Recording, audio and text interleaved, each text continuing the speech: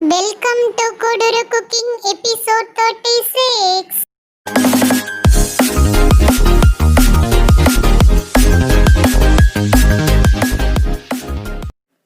Hello மக்களே, இந்த எபிசோடில் நம்ம பார்க்க இருக்கிறது சிம்பிளான சூப்பரான தயிர் சாதத்தோட ரெசிபி. நம்ம தயிர் சாதம்லாம் ஒரு வீடியோவாக போடுவீங்களா அப்படின்னு கேட்டிங்கன்னா, இந்த வீடியோ வந்து சமையலில் இப்போ தான் பிகினராக இருக்காங்கல்ல அவங்களுக்கான வீடியோ. ஸோ வாங்க ரெசிபிக்குள்ளே போகலாம்.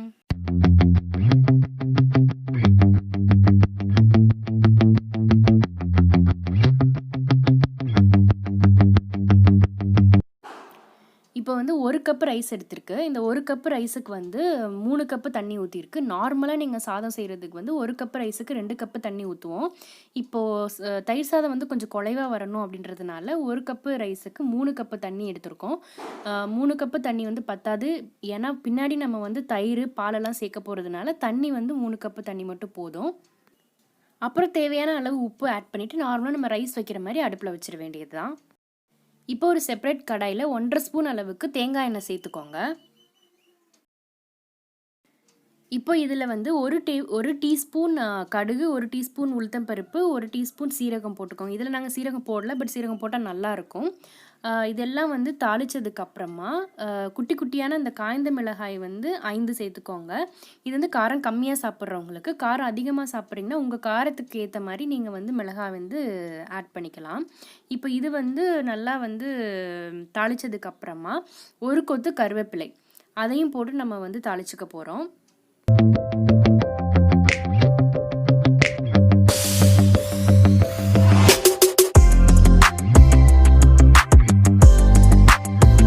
ஸோ இப்போ வந்து 3 கரண்டி தயிர் ஊற்றுறோம்.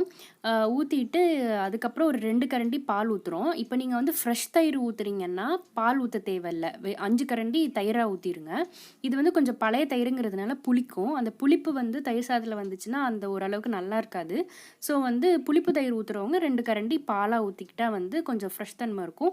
இது ஊற்றும் போது நீங்கள் கொஞ்சம் சிம்மில் வச்சுட்டு இதை தாளிச்சிட்டு அப்புறம் வந்து இந்த ரைஸ் வந்து கொஞ்சம் அப்படியே ரெடி ஆகிற அளவுக்கு வந்தப்புறம் இந்த நம்ம தாளித்த அந்த தயிரை தூக்கி அதில் ஊற்றிட்டு கிண்ட வேண்டியது தான்.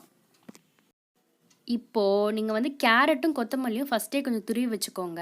அதை எடுத்து இந்த மாதிரி அந்த தாளித்த தயிரை தூக்கி இதில் ஊற்றுனதுக்கப்புறமா அது மேலாப்பில் மலைசாரல் மாதிரி போட்டு கிண்டிட்டிங்கன்னா கலர்ஃபுல்லான தயிர் சாதம் ரெடி. என்னங்க தயிர் சாதம்ட்டு கஞ்சியை காய்ச்சி வச்சுருக்கீங்க அப்படின்னு யோசிக்காதீங்க. இது இந்த மாதிரி பதத்தில் இருந்தால் தான் நம்ம சாப்பிடும்போது சுட சுட சாப்பிட்றீங்கன்னா கொஞ்சம் கெட்டியான பதத்தில் இறக்கிக்கோங்க. லேட்டாக சாப்பிட்றதுன்னா இந்த பதத்தில் இறக்குனீங்கன்னா சாப்பிடும்போது கரெக்டான பதத்துக்கு வந்திருக்கும். ஸோ இப்போ பார்த்திங்கன்னா நல்லா கெட்டியான பதத்துக்கு வந்துருச்சு சாப்பிட்ற டைமில். ஸோ லேட்டாக சாப்பிட்றதுனா முன்னாடி அந்த கஞ்சி பதத்துக்கு இறக்குனீங்கன்னா சாப்பிட்ற டைமில் வந்து நல்லா கொஞ்சம் கெட்டி பதத்துக்கு வந்துடும். அவ்வளோதாங்க தயிர் சாதம். ரொம்ப சிம்பிள், ஈஸியான, டேஸ்டியான ஒரு சாப்பாடு. இதை நீங்கள் செஞ்சு பார்த்துட்டு எங்களுக்கு வந்து ரிவ்யூ சொல்லுங்கள். இதுலேருந்து பெருசாக ரிவ்யூ சொல்கிறதுக்குலாம் ஒன்றும் இல்லை. செஞ்சுட்டு நல்லா சாப்பிட்டு என்ஜாய் பண்ணுங்கள். நெக்ஸ்ட் வீடியோவில் சந்திக்கிறோம். சப்ஸ்கிரைப் பண்ணாதவங்க சப்ஸ்கிரைப் பண்ணிக்கோங்க. அப்போ தான் போடுற வீடியோஸ் வந்து உங்களுக்கு கண்டினியூஸாக வந்துகிட்டே இருக்கும். ஓகே, பாய். நெக்ஸ்ட் வீடியோவில் சந்திக்கலாம். தேங்க்ஸ் ஃபார் வாட்சிங்.